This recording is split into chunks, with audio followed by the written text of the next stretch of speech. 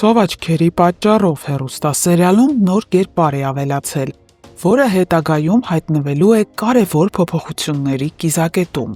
Վահեի նախկին ծանոթը Գաղտնի մտել էր Վահեի տուն ու փնտրում էր այն գումարը, որը գողանալու մեջ ժամանակին կասկածում էին Վահեին։ Այնտեղ էր նաև այդ տղայի ընկերը, ով զարմանում է ստեղծված իրավիճակից։ Այդ տղայի կերպարը մարմնավորում է շնորհալի դերասան Հարութ Արշակյանը։ Նա, ինչպես հասկանում ենք, դրական կերպար է մարմնավորում եւ փրկում է Ռեբեկային, ինչի պատճառով պատժվում է ու տանակահարվում։ Ռեբեկան խղճով աղջիկ է, հետ է վերադառնում ու փրկում այդ տղայի կյանքը։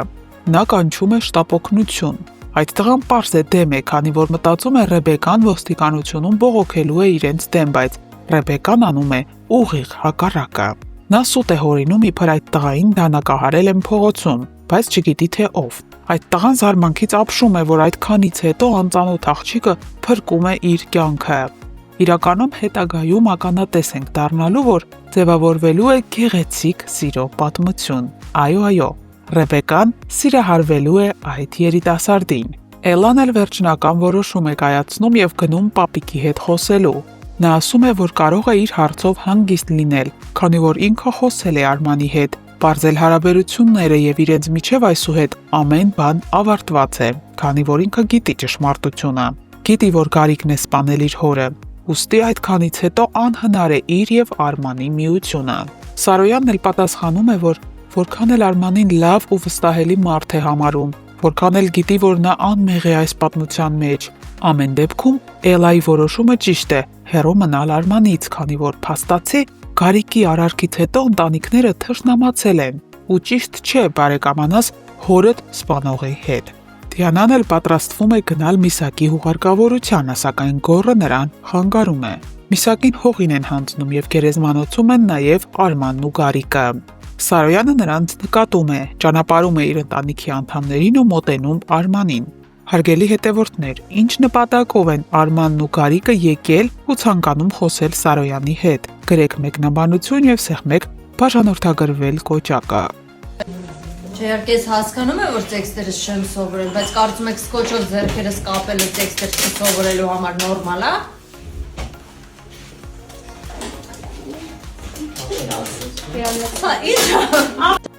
Վերջերս մի քանի անգամ հարցրել եմ այս մատանին ինչ է նշանակում։ Դե սերիալը դիտողները գիտեն, որ Գորն է Սարայի մատին դրել, նշանադրվել է, բայց մնացած մարդկանց հետաքրքրում է։ Ժողովուրդ ուղղակի դնում են, որ չկորցնեմ զուտ, որովհետև ես շատ հաճախ եմ իրեր կորցնում։ Միլենա ջան, հենց Միլենան տեսնում է ինձ, ասում է մատանին վզնացը։ Դրա համար չեմ անում, միայն 3 չեմ դրել, չեմ գրել։ Սարան այսօր չգիտես ինչի որոշել է, որ պետքա տանը մնա չգա նկարահանման։ Դրա համար ես բռնագրավել եմ իր սենյակը եւ այստեղ եմ զգեստափոխվելու։ Քանի որ մնացել եմ միայնակ Սարային ընջարանում, որոշեցի բացահայտեմ ինչ որ բաներ Սարայի մասին ու այստեղ գտա օրինակ Սարայի ամենասիրելի գիրքը, դա երկրաչափությունն է 8-րդ դասարանի, 6-ից 8-րդ դասարանի համար նախատեսված։ Սարան ուսումնասիրում է երկրաչափություն։ Էմա ջան, քանի որ դու արդեն հասցրել ես Սարայի պահարաններն ուսումնասիրել, ես քեզ ուղղակի մի բան կխնդրեմ, խնդրում եմ իմ մայրենի տետրի մեջ կարգինով նկարազարդումներ չանել սովորությանդ համաձայն։ Եվ հետո մի բան ասեմ, իմացիր, միգուցե չգիտես, ես քեզ ասեմ, դու ինձ շատ ես կարոտել։ Դու ինձ շատ ես կարոտել։ Ուղղակի շատ։ Այնքան, որ անիմաստ ես համարում այսօրվա նկարահանման գնալդ, ունայնություն է տիրում, սենյակում շունչ չկա, էլի, շունչ չկա, չգիտեմ։ Դուրս արի խնդրում եմ։ Մի խոսքով դիմացիր, ես 2 օրից կգամ։ Էլկա ջան, դու կոնկրետ հարմարվել ես, հա, իմ սենյակում։ Եկել է դրսի շորերով նստել մահճակալիս վրա։ Ինչ կա։ Ժամը 9 է, այսօրվա նկարահանումներն ավարտված են ու ես ինչպես միշտ միայն ես չէ։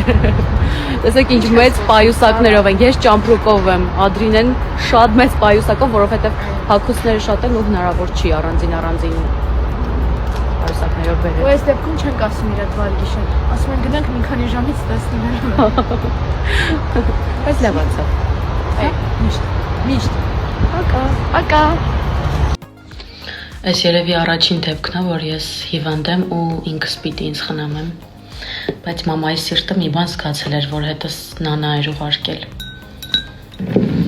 Այս երազած ջրի մեջ մնացել է մոտ 15 րոպե։ Հիմա կլցնենք այս շատ փոքր բաժակի մեջ։ Խնդրում եմ չթափվես։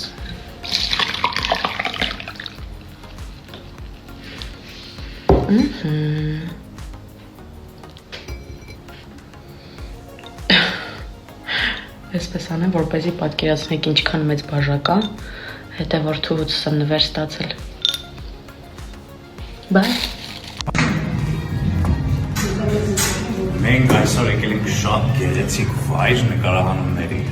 Նոնա, Ողջույններ Տաքուկ միջավայրից։ ողջույն, ողջույն։